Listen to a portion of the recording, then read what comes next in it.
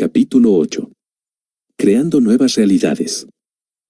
Aunque todos vivimos la misma realidad, cada uno de nosotros percibimos la realidad de manera muy diferente y personal.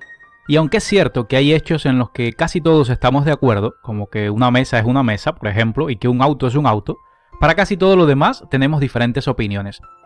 El origen de estas diferentes opiniones sobre las cosas radica en nuestro modelo de la realidad que podríamos definir como el estado de la mente en el que una persona supone verdadero el conocimiento o la experiencia que tiene acerca de algún suceso o cosa.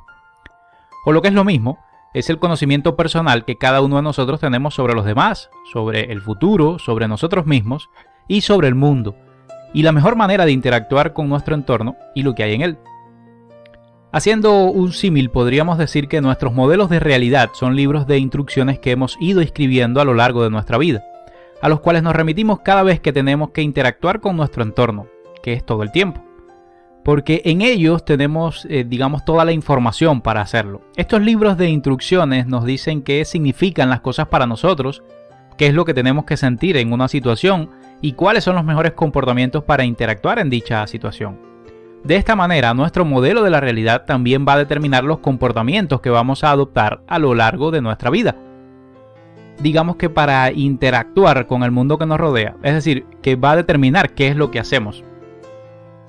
Hay una historia magnífica sobre la realidad y la verdad que tiene viene como anillo al dedo para este tema.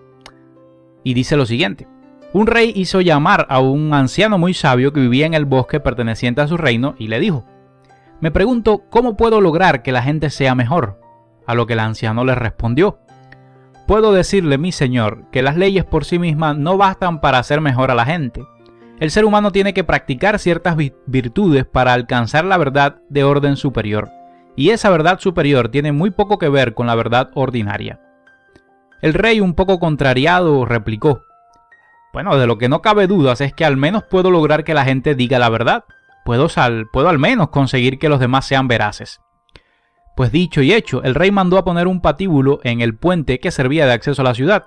Un escuadrón a las órdenes del capitán de la Guardia Real revisaba a todo el que intentaba entrar a la ciudad, y todos los viajeros eran recibidos por un cartel enorme que decía: toda persona que quiera entrar a la ciudad será previamente interrogada. Si dice la verdad, podrá entrar. Si miente, será llevado a la horca.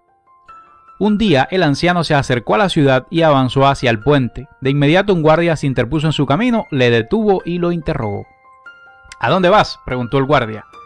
Voy camino de la horca para que me cuelguen. El guardia, un poco aturdido, aseveró: pues no le creo. Pues bien, oficial, si he mentido, ahórqueme. Desconcertado, el guardia comentó: pero si lo ahorcamos por haber mentido, habremos convertido en cierto lo que usted ha dicho, y en ese caso no lo habremos colgado por mentir, sino por decir la verdad. Efectivamente, afirmó el sabio. Ahora sabe usted cuál es la verdad, su verdad. Bueno, ¿cómo creamos nuestros modelos de la realidad? Partimos de que el mundo es un lugar muy complejo, por lo que sería imposible analizar toda la información que tenemos en todas y cada una de las situaciones que vivimos. Para lidiar con esta complejidad, nuestra mente crea modelos simplificados de la realidad, nuestros libros de instrucciones a los que nos referíamos anteriormente. Por ejemplo, si me duele la cabeza, no hace falta analizar todos y cada uno de los objetos que tengo en el botiquín de mi casa. Por mi experiencia anterior, ya sea porque antes me ha dolido la cabeza, ya sea porque le ha dolido a alguien y me lo ha comentado, o porque cuando era pequeño mi madre me daba un calmante, sé que lo que puedo hacer para remediarlo, y gracias a mi libro de instrucciones, la mejor manera, de interactuar con ese dolor de cabeza va a ser tomarme un calmante, evidentemente. Estos modelos de la realidad, estos libros de instrucciones, los vamos creando desde el momento mismo en el que nacemos. Cuando somos pequeños, vamos creando un modelo de la realidad un poco rudimentario y para ámbitos evidentemente restringidos. Y a medida que vamos creciendo y vamos viendo la complejidad del mundo, estos modelos de realidad se van ampliando y perfeccionando.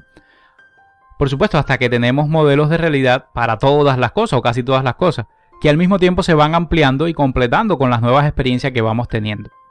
Ahora bien, como hemos podido explorar en los capítulos anteriores, cambiar las creencias que tenemos sobre el mundo, sobre nosotros mismos y sobre los demás, no es una tarea tan sencilla. Fundamentalmente porque muchas veces no somos conscientes de cuáles son esas creencias que tenemos que determinan nuestra manera de interactuar con el entorno. Pero lo que sí sabemos es que cuando nos sentimos mal, sentimos que algo nos hace daño o que sufrimos en alguna situación, entonces es muy posible que las creencias por las cuales interpretamos esa situación no sean funcionales. Es en estos casos en los que podemos poner en marcha el cambio de creencias y en muchos casos crear nuevas creencias para fortalecer o direccionar mis resultados en determinadas áreas.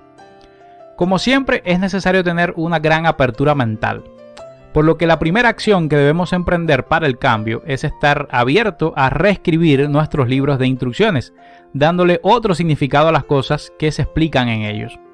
Para ello es bien importante entender e interiorizar que los libros de instrucciones que usamos para explicarnos lo que ocurre a nuestro alrededor son hipótesis que estamos considerando válidas, pero que no son solo eso, hipótesis, y por tanto no son leyes escritas en piedra, por decirlo de alguna forma. Cuando asumimos que nuestra manera de ver las cosas, de sentirlas e interpretarlas son posibles explicaciones, que aunque para nosotros tengan sentido no tienen por qué ser ciertas y verdaderas, es cuando nos abrimos al cambio de creencias. Cuando estamos abiertos al cambio y hemos interiorizado que nuestra manera de entender las cosas no tiene por qué ser infalible, es el momento de buscar otras hipótesis que también nos expliquen las cosas que sentimos, que percibimos o que pensamos.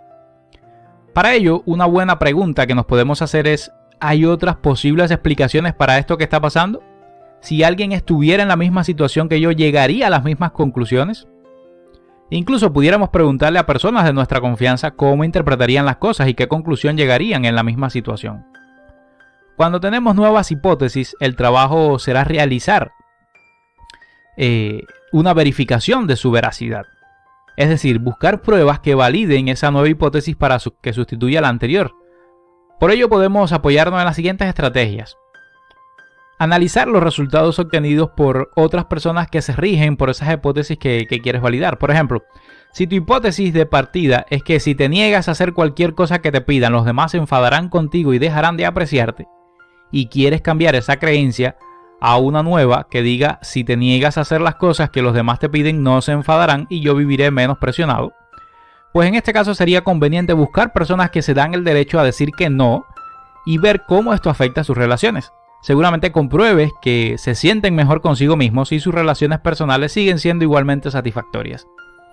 Y finalmente debemos experimentar esas nuevas hipótesis.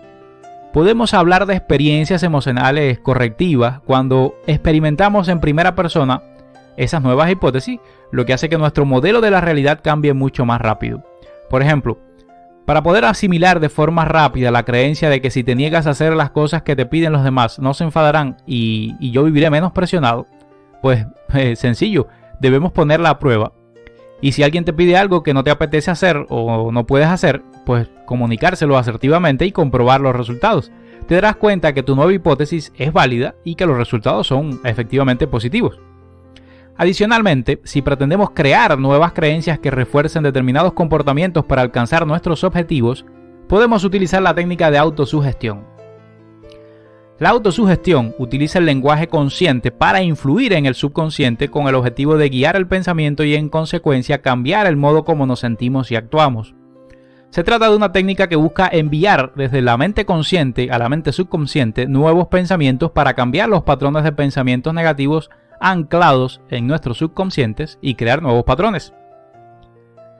La autosugestión está relacionada con el efecto placebo y, de acuerdo con varios estudios realizados con resonancia magnética funcional por el equipo del Dr. Irving Kirsch, es el director asociado del programa de estudios placebo y profesor de medicina en la Escuela de Medicina de Harvard, pues se ha podido comprobar que el tipo de mensaje recibido y las expectativas generadas tienen la capacidad de producir una química neuronal muy poderosa, que no solo es capaz de modificar nuestra percepción subjetiva, sino que incluso pueden llegar a producir cambios fisiológicos en el organismo.